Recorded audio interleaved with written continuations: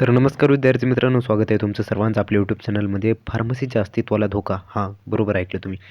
तर अशा प्रकारे ही न्यूज आलेली आहे. लोकमतमध्ये आर्टिकल छापून आलेले आहे की फार्मसीच्या अस्तित्वाला धोका. अभ्यासक्रम अद्याप सुरू न झालेले 53,000 विद्यार्थ्याचे भवितव्य टांगणीला लागलेले आहे. तुम्हाला माहीतच असेल की 2 कॅप राऊंड झालेले आहेत बी फार्मसीच्या ॲडमिशन प्रोसेसचे आणि 1 कॅप राऊंड बाकी आहे. आचारसंहिता लागू झाल्यामुळे अशा प्रकारे कोणताही शासन निर्णय झालेला नाही आणि त्याचमुळे फार्मसीची जी ॲडमिशन प्रोसेस आहे, प्रवेश प्रक्रिया जी आहे ती रखडलेली आहे.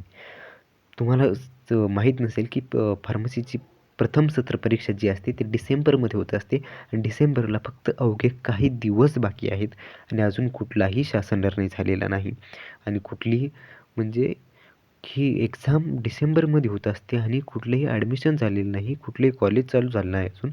तर विद्यार्थ्यांचं काय होणार? त्यांचं अकॅडमिक लॉस होणार. तर ह्याला कोण जबाबदार राहणार?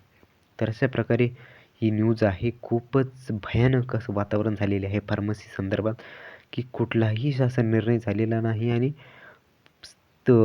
स्टॉप झालेली आहे फार्मसीची ॲडमिशन प्रोसेस आणि जर कॉलेजेस चालू झालेले नाही, अभ्यासक्रम चालू झाला नाही, तर त्यांची परीक्षा कधी होणार? त्यांची स्कॉलरशिप कधी येणार? त्यानंतर त्यांचं जे एक्झाम असते, अभ्यास कधी करणार? तर अशा प्रकारे खूप सारे प्रश्न निर्माण होत आहेत. तर तुम्हाला आज माहिती असेल की 60% ॲडमिशन जे आहेत ते काय झालेले आहेत कॅप राऊंड 1 आणि 2 मध्ये झालेले आहेत आणि जे उरलेले 40% ॲडमिशन आहेत ते बाकी आहेत. आणि तर अशा प्रकारे जर 60% ॲडमिशन झालेले आहेत त्यांचे बी कॉलेजेस चालू झालेले नाहीत आणि 40% ज्यांचे ॲडमिशन झाले नाहीत त्यांचे बी कॉलेजेस चालू झाले नाहीत. तर हे विद्यार्थी घरी आहेत आणि त्यांचे पालक आणि विद्यार्थी मोठा संताप व्यक्त करत आहेत. तर अशा प्रकारे हे खूपच भयानक अवस्था झालेली आहे फार्मसी संदर्भात तुम्ही पाहू शकता. प्रवेश क्षमता किती आहे कॉलेजेसची, अभ्यासक्रम कोणता आहे आणि महाविद्यालय किती आहे तुम्ही या ठिकाणी पाहू शकता खाली.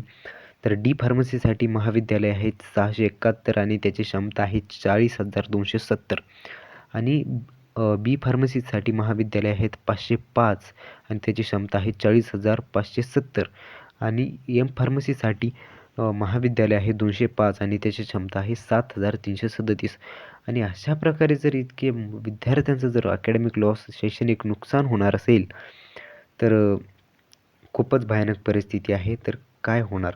तर आता लवकरच सरकार स्थापन होईल आणि सरकार स्थापन झाल्याच्या नंतर कमीत कमी 15 दिवसाच्या आत ह्या बाबतीत निर्णय झालाच पाहिजे.